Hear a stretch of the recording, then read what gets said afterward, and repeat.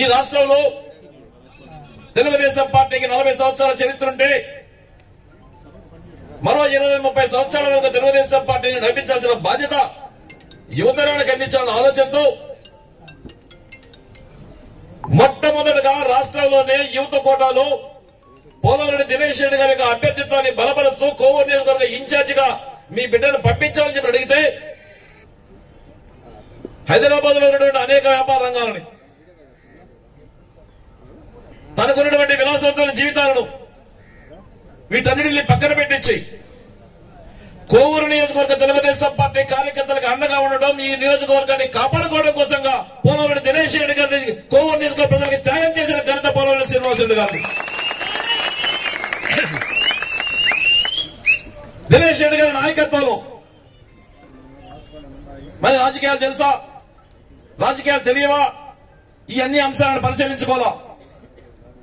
కోవూరు నియోజకవర్గ తెలుగుదేశం పార్టీకి అండదండగా నిలబడాలి, ఈ నియోజకవర్గంలో జరుగుతున్న దోపిడీలను ఆపాలి,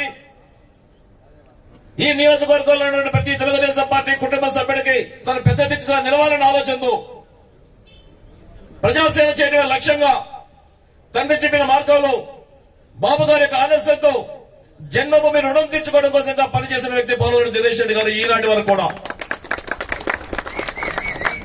మరి చాలా మంది అడగొచ్చు, మొన్ననే నామినేషన్ వేయాల్సి వస్తే పోలవరెడ్డి దినేష్ రెడ్డి గారి మీద ఏమేం కేసులు ఉన్నాయని చెప్పని ఒక లాయర్ని పెట్టి కేసులు విధించాం. దాదాపుగా ఆయన ఇన్ఛార్జ్ అయినప్పటి నుంచి ఈ రోజు వరకు 17 కేసులు పోలవరెడ్డి దినేష్ రెడ్డి మీద పెట్టారు. 1-2 కాదు, 17 కేసులు పోలవరెడ్డి దినేష్ రెడ్డి గారి మీద పెట్టారు. ఈ కేసులు ఆయన కుటుంబం కోసమో, ఆయన వ్యాపారాల కోసమో, లేకపోతే ఆయన సంబంధించిన మన వ్యక్తిగత అంశాల కోసం కోవూరు నియోజకవర్గంలో జరుగుతున్నటువంటి అనేక సమస్యల పరిష్కారం దిశగా పోరాటం చేస్తే ఆ పోరాటాల ఫలితంగా ఈ యొక్క అక్రమంగా ఆయన మీద 17 కేసులు పెట్టారు. 17 కేసులు అనుభవిస్తున్నారు. మరి తెలుగుదేశం పార్టీలో నిలబడడానికి ఇంతకంటే ప్రత్యేకమైన అర్హతలు ఏం కావాలని ఆలోచిస్తా ఉన్నాం. కోవూరు నియోజకవర్గంలో నిలబడాలన్న ఆలోచనతో ప్రతి అడుగు ప్రజల కోసం భాగంగా ఒక కార్యక్రమాన్ని తీసుకుని ఈ రోజుకి దాదాపుగా 73,000 కుటుంబాలని ప్రతి కుటుంబాన్ని గడపెక్కి తొక్కి ప్రతి ఒక్కరిని పలకరించారు. వాళ్ళ సమస్యలు తెలుసుకున్నారు.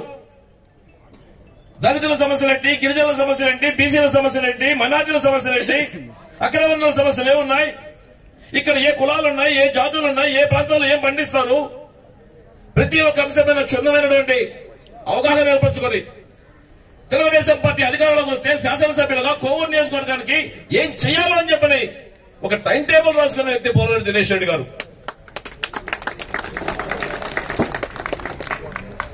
ఏ ఒక్కరు ఇంటి వచ్చి తలుపు తడితే వాళ్ళు చిన్నపిల్లల పెద్ద పిల్లల ఆలోచన లేకుండా ప్రతి ఒక్కరికి నేరుగా కలవగలిగినటువంటి అవకాశం కల్పిస్తున్న వ్యక్తి పోలవరెడ్డి దినేష్ రెడ్డి గారు.